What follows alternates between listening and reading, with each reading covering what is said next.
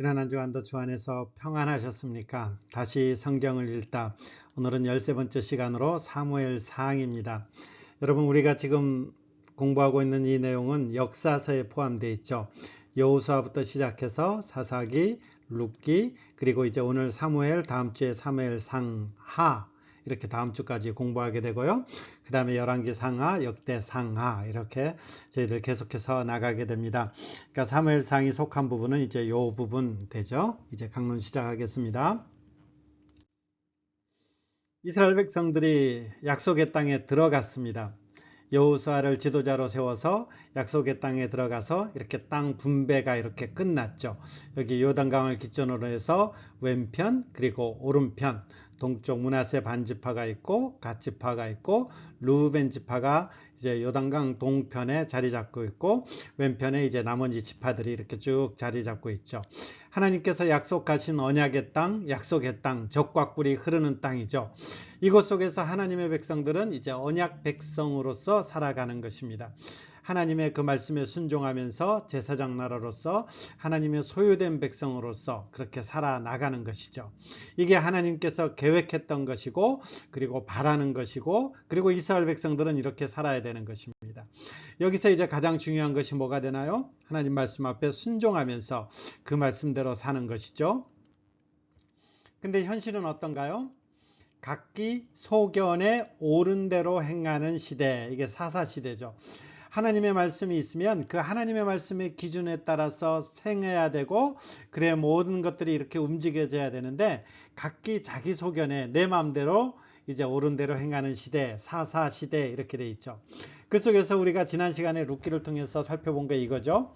그러면 이 어둡고 암울한 시대에 정말 힘겨운 시대에 사람이 각기 소견에 옳은 대로 행하는 그 시대에 하나님은 뭘 했느냐라고 했을 때에 루시라는 한 인물을 들어서 그리고 보아스라는 한 인물을 들어서 기업물을 자를 통해서 하나님의 구원이 이루어가겠다라는 것들을 이제 보여주기 시작하고 그 룻과 보아스를 통해서 태어나게 될 한 인물이 소개되는데 이제 다윗이라는 인물이 드디어 등장하게 되는 것이죠. 오늘 나오는 이 내용들이 이제 다윗에게 초점을 맞춰준 것입니다. 그러니까 세상이 아무리 암울한 때라도 하나님의 열심은 그침이 없는 것이죠. 이때는 어떤 시대입니까 했을 때에 우리가 사무엘상도 보면 사무엘상 3장 1절에 이렇게 돼 있죠.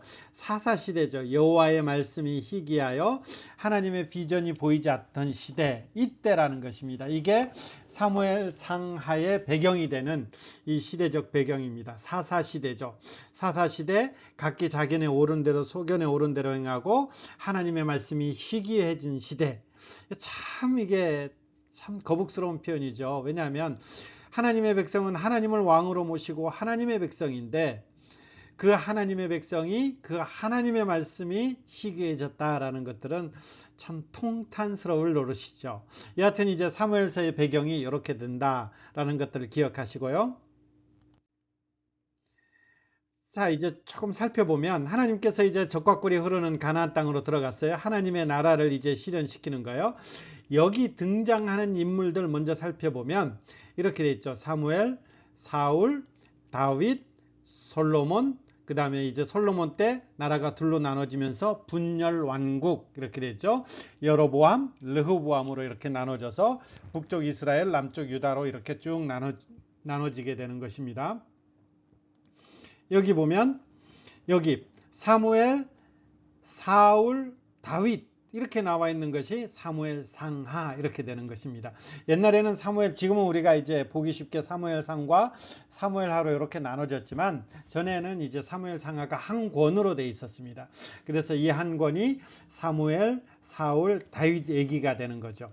그 중에서요, 요 사무엘과 요 사울 얘기는 사무엘 상에 포함되는 것이고 이건 오늘 살펴볼 것이고요. 그리고 다음 시간에 요 다윗 이야기는 사무엘 하에 포함되는 것입니다. 자, 솔로몬하고 분열왕국 얘기는요.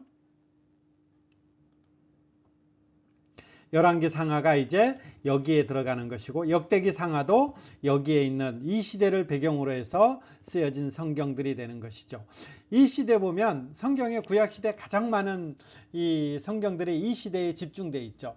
특히 원래 선지자들은 거의 이 시대에 활동했던 선지자들이 많이 있습니다. 여러분 왜 그럴까요? 그만큼 그 시대가 타락했다라는 거죠. 그만큼 그 시대가 하나님 말씀으로부터 이렇게 벗어났으니까 하나님의 선지자들이 계속해서 이제 등장하는 것입니다. 그래서 하나님의 말씀에 순종해라, 하나님의 말씀에 순종해라 반복해서 가르치는 거죠. 특히 어느 시대요? 특히 이제 여기 분열왕국 시대 들어가면, 선지자들이 이제 집중적으로 등장하게 되는 것이죠. 이거는 이제 다음에 우리가 살펴보게 되죠. 자, 아까 말씀드렸대요. 사무엘 상하는 한 권으로 되어 있다고. 그럼 이 한 권의 전체적인 흐름은 어디로 갑니까? 라고 했을 때에 우리가 룻기에서 보았죠. 룻기의 마지막이 족보가 나오죠. 그 족보에 어떤 한 인물을 집중하고 있는데 그 인물이 다윗이라는 인물이죠. 그리고 이 사무엘 상하도 보면 한 인물에 집중하고 있는데 그 인물이 다윗이라는 인물이고, 이 하나님께서 이 다윗에게 약속한 언약이 있는 것이죠. 이 언약을 우리는 다윗 언약이라 그러는데, 이 다윗 언약이 구속사에서 굉장히 중요한 것입니다. 다음 시간에 하게 된 사무엘 하인데 이렇게 되어 있는 것이죠. 내 수완이 차서 내 조상들과 함께 누울 때에 다윗 보고 얘기하는 것이죠. 내가 내 몸에서, 다윗 몸에서 날 내 씨를 내 뒤에 세워 그의 나라를 견고하게 하리라. 그러니까 이건 누구 말하는 거예요? 내 씨라는 것은, 이것은 이제 솔로몬을 말하는 거죠. 1차적으로는 솔로몬을 말하는 거죠. 근데 그 다음에 보면 이렇게 표현되어 있어요.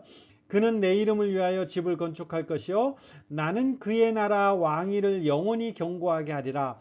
여기 가면 좀 이상해지죠. 왜냐하면 다윗의 후손 그 왕조가 영원하지 않아요. 나중에 바벨론에 의해서 이 나라가 멸망하게 되고, 그 다음에 이제 바벨론 70년 포로 생활 끝나고 돌아왔을 때는 총독 체제가 되는 것이죠. 그래서 이 왕위가 영원하지 않아요. 그러면서 조금 더 보면요. 나는 그에게 아버지가 되고 그는 내게 아들이 되리니 그가 만일 죄를 범하면 내가 사람이 매와 인생의 채찍으로 징계하려니와 내가 내 앞에서 물러나게 할 사울에게서 내 은총을 빼앗은 것처럼 그에게서 빼앗지는 아니하리라. 그 다음 다시 이 표현이 나오죠. 내 집과 내 나라가 내 앞에서 영원히 보존되고 내 왕위가 영원히 견고하게 하리라. 이걸 다윗 언약이라는 거죠. 다윗 언약의 핵심이 뭐예요? 다윗 왕조가 있는데 그 다윗 왕조는 영원히 보존되고 영원히 견고한다라는 것입니다. 우리는 성경을 알기 때문에 이 나라가 영원히 보존되지 않았음을 우리는 알고 있습니다. 그렇다면 이 말씀은 뭡니까? 하나님께서 이걸 누가 한다라는 거예요? 내가 한다라는 거잖아요. 내가, 하나님이 한다라는 거잖아요. 하나님이 한다 그랬을 때 그럼 이것은 이루어지지 않은 것입니까? 했을 때 이게 이제 에스겔, 에레미야 이런 데서 이 언약이 중점적으로 다시 반복돼요.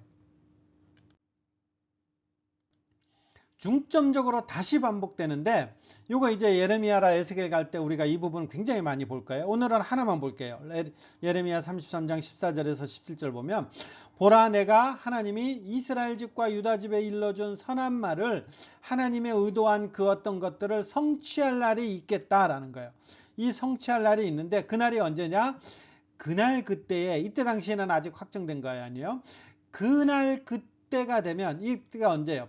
하나님께서 유다 집에 말씀하신 그 언약이 성취되는 그날이 되면 어떤 형태로 되느냐면, 내가 다윗에게서 한 공의로운 가지가 나게 한다, 이런 표현이 있죠. 그가 이 땅에서 정의와 공의를 행할 것이다. 이때는요, 이 예레미야 시기는 이미 다윗은 죽은 이후예요. 근데 다윗에게서 한 공의로운 가지가 나게 한다. 이 말은 무슨 말이겠어요? 다윗의 후손이 되는 거죠. 왜냐하면 다윗은 일찌감치 죽었으니까요. 그날 그때에 다윗의 후손으로 한 공의로운 가지가 나서 그가 이런 것들을 실천한다라는 거예요. 실행한다라는 거예요. 그 다음에 그날에 유다가 구원을 받겠고 예루살렘이 안전히 살 것이며 이 성은 여호와는 우리의 의라는 이름을 얻으리라. 그 다음 편 잘 보세요. 여호와께서 이와 같이 말씀하시니라. 이스라엘 집에 왕위에 앉을 사람이 다윗에게서 영원히 끊어지지 않을 것이다. 이 다윗 언약을 지금 다시 한번 갖고 오는 거죠. 이 다윗 언약을 다시 한번 갖고 오는 것이죠. 그리고 이것이 이 선지서들이 다시 해석하는데, 이것은 다윗의 후손으로 오시는 그분을 통해서 이루어질 그 하나님의 어떠한 그 완성, 구원, 성취 이런 것을 말하는구나. 이 레르미야라든지 에스겔 선지자는 이것을 이제 반복하면서 설명하고 있는 거죠. 그러면 정리하면요, 이 사무엘 상하가 다윗으로 쭉 가는데 그 속에 있는 이 다윗 언약을 통해서 하나님께서 이 구절을, 이 성경을 어떻게 지금 우리에게 보도록 하는 거예요. 룻기를 통해서 하나님께서 이 암울한 시대에 기업물을 자를 통해서 속량하는 방식으로 여호와의 구원을 이룰 것인데, 그 여호와의 구원을 이루어가는 그 구원자 메시아는 다윗의 후손으로 오는 것이고, 다윗은 그 나중에 오게 될 그 메시아의 예표적 인물로서 지금 등장하는 것입니다. 그래서 우리는 그 관점에서 보는 것입니다. 다윗을 그 관점에서 보는 것입니다. 다윗 시대에 들어가면 이제 가나안 땅에 정복하지 못했던 그 땅들이 다 이렇게 정복하게 돼요. 그 정복하고 모든 것들을 하나님께서 메시아의 예표적 인물 다윗을 통해서 우리는 살펴보게 되는 것입니다. 자, 이제 보겠습니다. 사무엘상 1장부터 7장까지죠. 여기에는 참 암울한 시대에 이렇게 표현했죠. 그러나 여호와께서 그에게 임신하지 못하게 하셨다. 앞에는 무슨 내용이 포함되어 있어요? 여러분 나중에 성경 한번 찾아보세요. 하나님께서 이 한나에게 갑절 주고 그를 사랑했다, 이렇게 표현해요. 사무엘이 어머니 되는 한나를 굉장히 많이 사랑했음에도 불구하고 여호와께서 그에게 임신하지 못하게 했다. 그러면 이 사건이 어떤 사건이라는 거예요? 단순히 자연적으로 한나가 임신하지 못한 것이 아니라, 여기 보면 그러나 이런 표현 접속사를 쓴 것으로 봐서는 하나님께서 이 한나를 통해서 말씀하시고자 하는 하나님의 어떤 의도가 있다라는 거예요. 이 한나에게 사랑을 베풀고 많은 복을 줬지만 그러나 임신하지 못하게 했다라는 것이죠. 이것을 통해서 그 시대의 어떤 상황들을 전해주는 것이죠. 암울했던 그 상황들이에요. 그리고 이제 이 1장과 2장 그리고 3장만 하더라도 이 엄청난 내용들이 계속해서 제가 몇 가지만 적었는데, 엘리의 아들들은 행실이 나빠 여호와를 알지 못하더라. 행실이 나쁜 게 문제가 아니고 이런 것으로 인해서 여호와를 알지 못하더라. 이거 누구예요? 제사장의 아들들은 그 당시에 세습되는 거예요. 그러니까 제사장의 아들들은 제사장이에요. 그러니까 제사장이 여호와를 알지 못하면 어떻게 되는 거예요? 엉망으로 되는 거잖아요. 그래서 어떤 범죄를 범하나요? 하나님 앞에 드려야 되는 그 고기도 자기가 먼저 먹어버리고 회막문에서 수종드는 여인들과 동침하게 되고, 이러다 보니까 성경은 뭐라고 표현하나요? 이 엘리의 아들들이 죄가 여호와 앞에 심히 크면 그들이 여호와의 제사를 멸시하였다. 표현 이 구분이 가시죠? 여호와를 알지 못했다, 여호와의 제사를 멸시하였다라는 것입니다. 이렇게 되면 누가 고통당하나요? 너희가 여호와의 백성으로 범죄하게 했다, 이렇게 되는 것이죠. 그러니까 우리가 지도자를 위해서 기도하는 이유가 여기에 있는 거예요. 지도자를 위해서, 지도자가 타락하면요 그 백성이 범죄함으로 인도하는 거죠. 아까 표현했던 거죠. 여호와의 말씀이 희귀하여 비전, 하나님의 어떤 것들이 보이지 않는 세상이 와버린 것입니다. 내 두 아들, 하나님의 심판의 말씀이 들어가죠. 내 이 두 아들이 한날에 죽으리니, 그것들이 이제 표징이 된다. 표징이라는 것은 뭐예요? 하나님께서 어떤 것들을 가르치기 위해서 보여주는 예시, 증거가 된다라는 거죠. 무엇을요? 하나님의 진노와 심판, 이 하나님 앞에 범죄한 이스라엘 백성들에게 하나님은 그것은 아니다라는 것들을 이 두 아들이 죽음으로 말미암아 보여주겠다, 하나님의 선언이 되는 것입니다. 여러분이 사무엘상 시작하면서 이 시대는 이렇게 암울한 시대가 바로 이 사무엘이 태어날 이 시대가 되는 것이죠. 그럼 이 시대 가운데 아까 지난주에 룻기에서도 봤듯이 하나님은 뭐 하십니까? 보세요. 사무엘이 아직 여호와를 알지 못하고 여호와의 말씀도 아직 그에게 나타나지 아니한 때에 여호와께서 세 번째 사무엘을 불렀다라는 거죠. 사무엘이 하나님 앞에서 내가 잘 섬기겠습니다 막 이럴 때가 아니고 아직 사무엘이 여호와를 알지 못하고 그만큼 어릴 때라는 거예요. 아직 하나님의 말씀이 제대로 들어가지 않은데 누가 먼저 나선 거예요? 하나님이 먼저 나선 거예요. 하나님이 먼저 나서서 뭘 한 거예요? 사무엘, 하나님의 사람을 부르신다라는 거죠. 그리고 사무엘이 자라매 여호와께서 그와 함께 계셔서, 이 표현은 이제 사무엘 상하, 열왕기 상하에 계속해서 반복되는 표현입니다. 이제 모든 기준들은 하나님이 함께 계시느냐, 하나님이 함께 계시지 않느냐, 이 표현에 따라 이제 달라지게 되는 것입니다. 사무엘이 자라매 여호와께서 그와 함께 계심으로 그의 말이 하나도 땅에 떨어지지 않고 사무엘의 말이 온 이스라엘 가운데 퍼지게 하는 것입니다. 여러분, 사무엘이 태어날 시대는 굉장히 암울한 시대죠. 이 암울한 시대에 하나님께서 사무엘을 택하신 것입니다. 이 사무엘을 택해서요, 그를 통해서 부르시고 그를 통해서 함께 하셔서 그의 입을 통해서 하나님의 말씀이 전달되도록 하는 거예요. 가장 역사 가운데 불행한 때는 어떤 때예요? 하나님이 침묵하실 때죠. 하나님의 침묵하실 때. 근데 하나님께서 그 침묵하지 않고 사무엘을 통해서 말씀하시는 것입니다.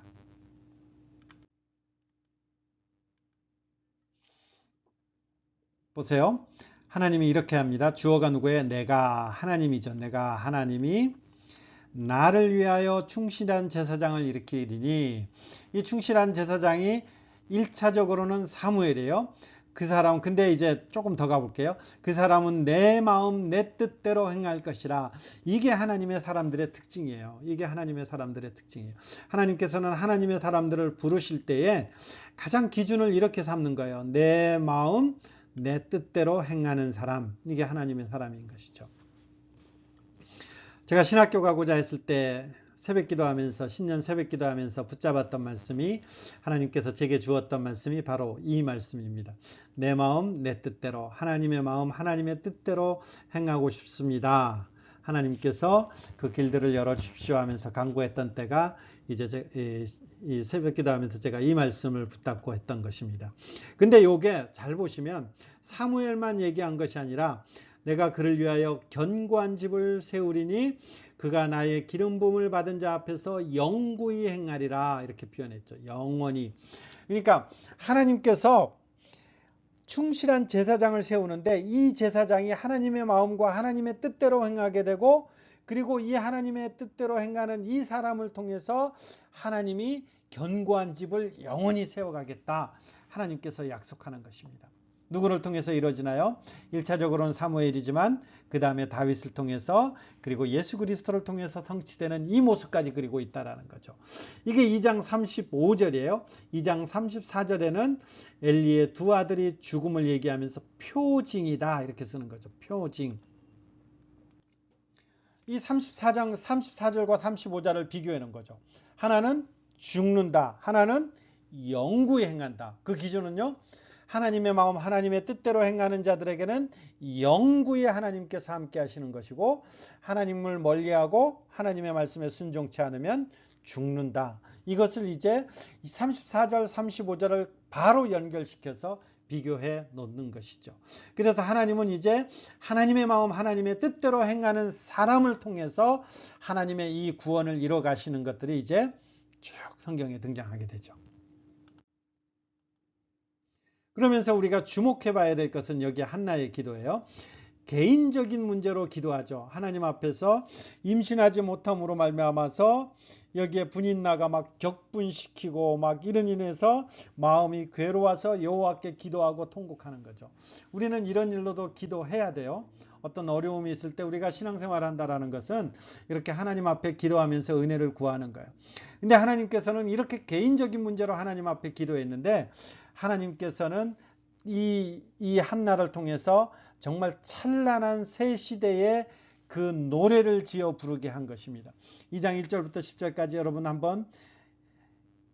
꼭 한번 잘 읽어보십시오. 여기 이렇게 돼 있죠. 한나가 기도하여 이르되 내 마음이 여호와로 말미암아 즐거워합니다. 이렇게 돼 있죠. 그러면서 5절 보면 풍족하던 자들은 양식을 위하여 품을 팔고 줄이던 자들은 다시 줄이지 아니하도다. 전에 임시다도 못하던 자는 7을 낳았고 많은 자들을 둔 자는 쇠약하였다. 그러니까 하나님께서 개입해 주셔서 이제 모든 것들을 완벽하게 복귀시켜 주셨음을 찬송하고 있죠. 그전에는요, 사랑했지만 임신하지 못하게 했지만, 여호와께서 임신하지 못하게 했지만, 이제 그 모든 것들을 완전하게 회복시켜 주는 거예요. 그러면서 이제 여호와는 가난하게도 하시고 부하게도 하시고 낮추게도 하시고 높이게도 하시고 가난한 자를 일으키시고 빈곤한 자를 영광의 자리에 앉게 한다. 영광의 자리를 차지하게 한다. 상속받게 한다. 이런 뜻이에요. 이렇게 노래하는 거죠. 그러니까 하나님께서 이 모든 일들을 해나갑니다. 이렇게 고백하면서 결국 어디까지 나오느냐면 8절 중간에 영광의 자리를 차지하게 하시는도다. 땅의 기둥들은 여호와의 것이라. 여호와께서 세계를 그것들 위에 세우셨도다. 이 온 땅은 다 하나님의 것입니다. 이렇게까지 표현하는 것이죠. 이 흐름 잘 보세요. 개인적인 어떤 것들을 위해서 하나님 앞에 기도했는데 하나님께서 모든 것을 다 이루시면서 회복합니다. 그 하나님을 향해서 찬송합니다. 노래합니다. 라는 거죠. 근데 거기에 끝나는 것이 아니라 이런 일들을 겪으면서 보니까 한나가 이 땅의 모든 주권은 하나님께 있습니다. 라고 이렇게 표현하는 거죠. 그리고 이제 10절에 가면 여호와를 대적하는 자는 산산이 깨어질 것이라. 하늘에서 우레로 그들을 치시리라. 여호와께서 땅끝까지 심판을 내리시고, 그러니까 하나님의 심판이 결국 임하는데 자기 왕에게 힘을 주시며 자기의 기름 부음을 받은 자의 뿔을 높이시리로다. 이 기름 부음 받은 자의 뿔 하는 것은 왕권을 말하는 거예요. 왕권. 하나님께서 왕권을 세워서 그를 높이시고 그를 통해서 최후의 심판까지 내세우시는 것이고, 그를 통해서 하나님의 백성을 대적하는, 하나님을 대적하는 모든 원수를 쳐부실 것이다. 이렇게까지 노래하는 것입니다. 그러니까 하나님의 통치가 온 세상까지 확대되고 이 메시아적인 이 중보적인 중보자 왕에 의해서 이 모든 것들이 실현될 것입니다. 한나는 이렇게 기도하는 것입니다. 여러분, 이 부분이 사무엘상하 11기까지 쭉 이어집니다. 이 한나의 노래처럼 되어진다라는 것입니다. 이 사무엘상 2장의 한나의 노래는 이만큼 중요한 것입니다. 앞으로 사무엘상하는 이렇게 되는 것이죠. 이 메시아적인 중보적 왕에 의해서 원수의 대적이 다 물리칠 것이고, 그리고 기름 부음 받은 자, 그 왕권이 높임 받는 이 일들이 이제 일어나는데, 누구 때 일어나요? 다윗 때 일어나는 것이죠. 그리고 그 다윗은 예표적인 것이고 예수 그리스도 때 성취됩니다. 이렇게 고백하는 것입니다. 여기까지가 사무엘에 관한 내용입니다. 사무엘에 관한 내용 하면서 한 가지 언약궤를 더 빼앗기게 되죠. 블레셋과의 전쟁에서 패배하게 되니까 이제 다시 우리가 언약궤가 없어서 이렇다. 언약궤를 갖고 갔는데 그래도 빼앗기게 되는 것이죠. 이스라엘은 하나님의 은혜를 구하는 대신에 언약궤가 마법처럼 승리를 줄 것이라고 이렇게 믿었던 것이죠. 그리고 그것을 들고 전쟁에 나갔으나 어떻게 되죠? 이스라엘 패하게 되죠. 하나님의 궤는 빼앗겼고 엘리의 두 아들 홈리와 비느하스는 죽임을 당하고 엘리 역시 죽게 되는 것입니다. 그들이 블레셋 군대가 이 언약궤를 뺏어가서 다곤 곁에 두었지만 하나님은 어떻게 하나요? 그들의 군대가 아닌 전염병으로 그것을 치시고 이 언약궤를 감당이 못해서 블레셋에 다시 돌려보내게 되는 것입니다. 우리도 자칫 이런 신앙생활 할 때가 있어요. 요즘은 좀 덜 하지만 우리가 차 같은 데 이렇게 십자가 걸어놓고 이 십자가 이렇게 걸면 괜찮겠지 하는 이런 것들인 것입니다. 이런 것들을 조금 확대되면 우리의 신앙생활에도 이렇게 되는 거죠. 내가 주일날 성수주일 예배 한 번도 안 빠지면 하나님께서 괜찮겠지, 이런 거. 내 11조 한 번도 안 땡겨 먹으면 괜찮겠지. 이런 것들이 이제 언약궤랑 같이 결부할 수 있는 거죠. 언약궤는 마법이 아닌 것입니다. 하나님의 임재의 상징이고, 그 언약궤가 힘을 발휘하는 것이 아니라 뭐가요? 하나님의 말씀이 힘을 발휘하는 거죠. 그 하나님의 말씀 앞에 순종케 하느냐, 그 말씀 앞에 불순종하느냐. 그 말씀 앞에 순종하면 그들이 평안, 그 나라가 안녕한 것이고, 그 나라가 그렇지 않으면 그 나라는 전쟁 가운데 있게 되는 것입니다. 그래서 7장의 마지막에 가면 이 일 후에, 물론 시기적으로 지났지만 이 사무엘이 이스라엘 백성들에게 뭐라고 표현하나요? 너희 마음을 여호와께로 향하여 그 여호와만을 섬기라. 사무엘이 또 강조하고 여호와만 섬기니라. 여호와의 손이 블레셋 사람을 막으심에 평화가 있었더라. 7장에 가면 이렇게 시작하는 것입니다. 무엇이 그들을 평화롭게 하나요? 무엇이 그들을 평안케 하나요? 언약궤가 아니고 언약궤가 상징하는, 그것이 보여주는 하나님의 말씀, 이렇게 되는 것이죠. 8장부터 31장까지는 사울에 관한 내용입니다. 물론 이 사울이 이제 사울에 관한 내용을 하면서 다윗도 포함되지만 주로 사울과 관련된 내용이죠. 왕정시대 이스라엘의 초대 왕입니다. 이제 사사시대가 끝난 거예요. 사사가 재판도 하고 행정도 하고 군대도 일으키고 그랬지만 이제 그 일을 왕 사울에게 주어진 것입니다. 사울이 어떻게 왕이 됐나요? 모든 나라와 같이, 열왕과 같이 우리도 왕이 되게 해 주십시오. 이스라엘 백성들이 왕은 하나님이죠. 근데 이 하나님을 보지 못하면 이상하게 되는 것입니다. 옆에 나라들 보니까 왕이 탁 진주지휘해 가지고 나아가니까 승리하고 뭔가 있어 보이는 것이죠. 근데 우리는 왕이 없으니까 옆에 나라를 보는 것입니다. 여러분, 하나님의 백성들이요, 세상 가운데 비교하면서 세상 속에서 뭔가 비교해서 그들이 좋아 보이기 시작하면 하나님 앞에 다시 돌아와야 돼요. 다시 우리가 회개하고 하나님, 내 마음을 주님 앞에 향하게 해주십시오. 우리는 이런 결단이 필요한 것이죠. 다른 나라들을 보니까 그 왕정이 좋아 보인 것입니다. 근데 하나님께서 뭐라고 표현해요? 하나님, 내가 왕인데, 이것입니다. 그래서 그들이 나를 버려 왕이 되지 못하게 함이라. 하나님이 왕인데 그들이 하나님을 버려서 왕이 되지 못하게 하려 하는 것이다. 이렇게까지 표현하는 것입니다. 그래서 이 하나님께서는 이 동기가 잘못됐지만 원한다면 왕을 세울 것을 허락하게 되죠. 기도하면서도 사실 우리가 하나님의 말씀 가운데서도 하나님께서 이렇게 해서 허용해서 우리가 하나님의 응답을 받는 것들은 조금 이렇게 좀 아쉬움이 있죠. 여하튼 하나님께서 이 왕을 허락했습니다. 사울 왕이죠. 이 사울 왕을 세우면서 사울에 대한 기대는 중보자로서의 왕이죠. 신명기에 보면 하나님께서 모세를 통해서 이 일이 있을 줄 미리 알고 하나님께서 나중에 왕이 되면 이렇게 하라 라는 것들을 신명기 율법을 통해서 정돈해 놓았습니다. 어떤 것들이 있죠? 병마를 많이 들지 말고, 그 다음에 아내를 많이 두지 말고, 율법서를 등사해서 머리맡에 두고 날마다 읽게 하고, 이런 것들인 것입니다. 왜 그런 것입니까? 진짜 왕이 하나님이시고 이 땅의 왕은 대리통치자, 부왕이기 때문에 진짜 왕인 하나님의 말씀을 따라서 그 말씀대로 통치해야 되는 것이고, 세상처럼 병마라든지 아내라든지 이런 것들을 통해서, 어떤 무기라든지 이런 것들을 통해서 어떤 왕정을 이뤄가는 것이 아니기 때문에 그런 것입니다. 그래서 이미 신명기에서 이런 표현들을 하나님께서 정리해 놓은 것이죠.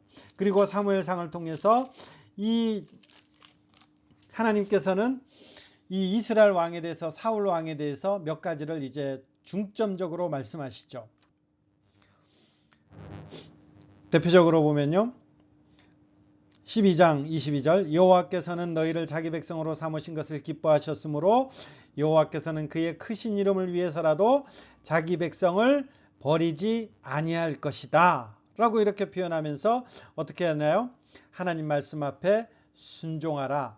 너희가 만일 여호와를 경외하여 그를 섬기며 그의 목소리를 듣고 여호와의 명령을 거역하지 아니하며 또 너희와 너희를 다스리는 왕이 너희 하나님 여호와를 따르는, 이것을 이제 하나님 앞에 간구하고 그렇게 되기를 이스라엘 백성들에게 사무엘은 명령하고 가르치는 거죠. 그러니까 하나님의 이스라엘 백성들을 향한 그 왕의 존재는 이런 거라는 거죠. 중보자적 왕이라는 거예요.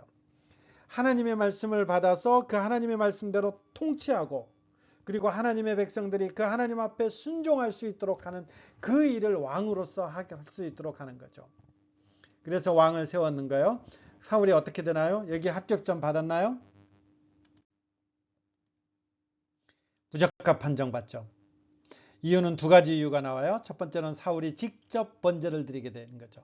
전쟁에 나가려면 사무엘이 와서 제사를 드려야 되는데 사무엘이 오지 않는 것입니다. 그래서 사울이 직접 제사를 드리는데, 여러분 이 표현 잘 보세요. 내가 보았으므로 뭘 보았다는 거예요?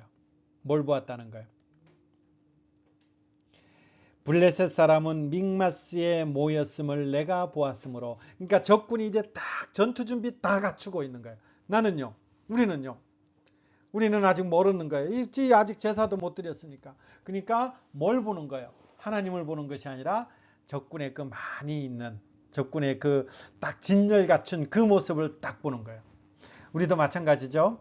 여러분 이 표현 한번 잘 생각해 보세요. 어디를 보고 있나요? 하나님을 보고 있나요? 아니면 세상의 어떤 권세로서 밀려오는 그 어마어마한 것을 보고 있나요? 이스라엘 백성들이 매번 여기에 실패했죠. 가나안 땅을 봅니까? 하나님을 봅니까? 그 가나안의 장대한 것을 보고 이스라엘 백성들은 매번 넘어지잖아요. 사울도 넘어지는 것입니다. 내가 보았으므로. 뭘 봤어요? 블레셋, 진친 거. 누굴 봐야 되는 거예요? 하나님을 봐는 거예요. 그 다음에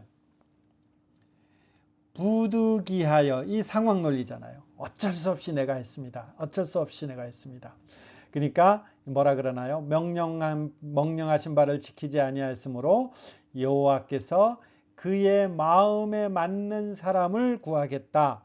마음에 맞는 사람을 구하여서 그를 그의 백성에게 지도자로 삼겠다. 여기서 이제 첫 번째 이 부적합 판정이 맞는 거죠. 그 다음 두 번째는요. 아말렉을 다 진멸하라고 했는데, 이 역사심판이죠. 역사심판 다 진멸하라고 했는데 가장 좋은 것은 제사하려 남기고 하찮은 것만 진멸하게 되는 것이죠. 그때 이제 우리가 잘 아는 이 표현이 나오는 거죠. 순종이 제사보다 낫다. 그리고 이제 사무엘을 통해서 최종 부적합 판정이 나오죠. 왕이 여호와의 말씀을 버렸으므로 여호와께서도 왕을 버려 왕이 되지 못하게 하셨습니다. 15장에 가면 이렇게 되는 거죠. 그래서 이 사울의 이 두 가지 이유를 통해서 이제 왕으로서 부적합 판정을 받는 것입니다. 하나는 사울이 직접 번제를 드리는 것, 아말렉을 진멸하지 않는 것. 둘 다 뭐하고 상관 있는 거예요? 하나님 앞에서 우리가 어떤 모습이냐, 하나님의 말씀을 순종하느냐, 하나님의 말씀을 순종하지 않느냐, 이 차원밖에 없는 거죠. 하나님의 말씀을 순종하느냐, 순종하지 않느냐. 순종하지 않았을 때 부적합 판정, 이렇게 받는 것입니다.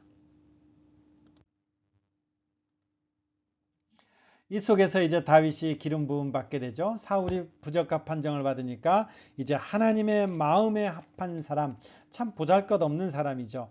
이 사람 다윗을 기름 부음 받다. 기름 부음 받다라는 것은 어떤 직분을 임명하다라는 거죠. 왕직을 부여받는 것입니다. 구약 시대 기름 부음 받은 사람은 왕, 제사장, 선지자, 이 정도죠. 여기에 이제 이런 그 에피소드가 나오죠. 다윗과 골리앗의 싸움에서 이기게 되는 것이죠.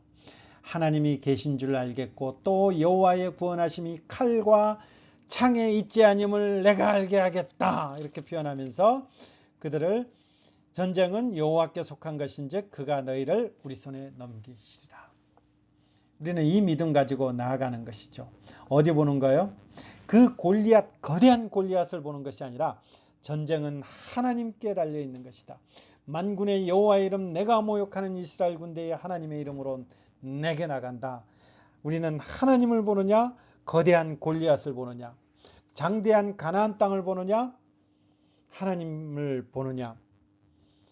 미디안의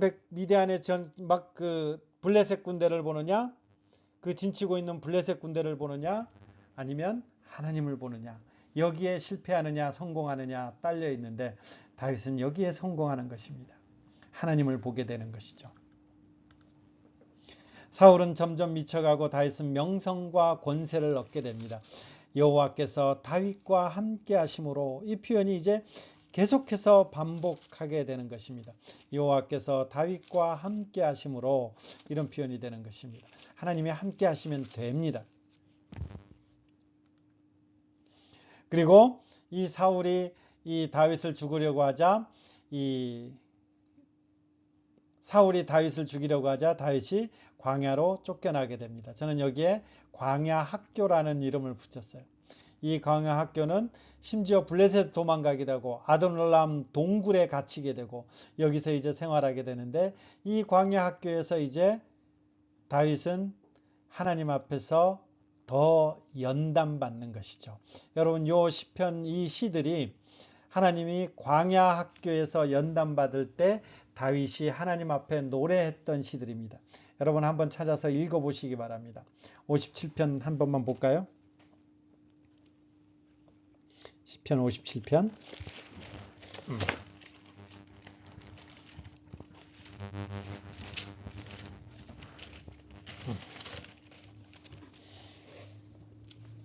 여러분, 기름 부음을 누가 해준 거예요? 다윗이 원한 것이 아니죠. 다윗은 그냥 양치고 있는데 하나님이 불러서 기름 부었잖아요. 그럼 하나님께서 그 길을 열어주셔야 되는데 하나님께서 계속 쫓겨나서 막 블레셋 가서 막 미친 짓 하고 막 이런 짓까지 다 한 거예요. 그러면 다윗 마음속에 어떤 생각이 들겠어요? 하나님 뭐야? 하나님 뭐지? 뭐 이런 생각 들잖아요. 근데 다윗은 이 시기에 하나님을 만난 것 같아요. 이 시기에 하나님을 깊게 만난 것 같아요. 그들이 내 걸음을 막으려고 그물을 준비하였으니 내 영혼이 억울하도다. 얼마나 억울하겠어요. 그들이 내 앞에 웅덩이를 팠으나 자기들이 그 중에 빠졌도다. 하나님이 내 마음이 확정되었고 내 마음이 확정되었사오니 내가 노래하고 내가 찬송하리로다. 내 영광아 깰지어다. 비파가 수금아 깰지어다. 내가 새벽을 깨우리로다. 주여, 내가 만민 중에서 주께 감사하며 문나라 중에서 주를 찬송하리이다. 무릇 주의 인자는 커서 하늘에 미치고 주의 진리는 궁창에 일어나이다. 하나님이여, 주는 하늘 위에 높이 들리시며 주의 영광이 온 세계 위에 높아지시기를 원하나이다. 여러분, 주의 인자는 뭐가 크겠어요? 주의 진리가 뭐가 궁창에 이르겠어요? 맨날 쫓겨나 가지고요, 그 아둘람 그 동굴 안에 600명이 살았는데 그 동굴 안에 600명이 들어가면 무슨 일이 벌어지겠어요? 정말 버겁잖아요. 여러분, 그 광야에서 쫓겨나고 도망다는 이 광야 생활인데 뭐가 좋겠어요? 근데 주의 인자는 크다. 주의 인자는 큽니다. 내가 노래하고 찬송합니다. 비파와 수금으로 깰지어다. 내가 주께 만민 중에 주께 감사합니다. 하나님께서 광야를 연단시킨 것입니다.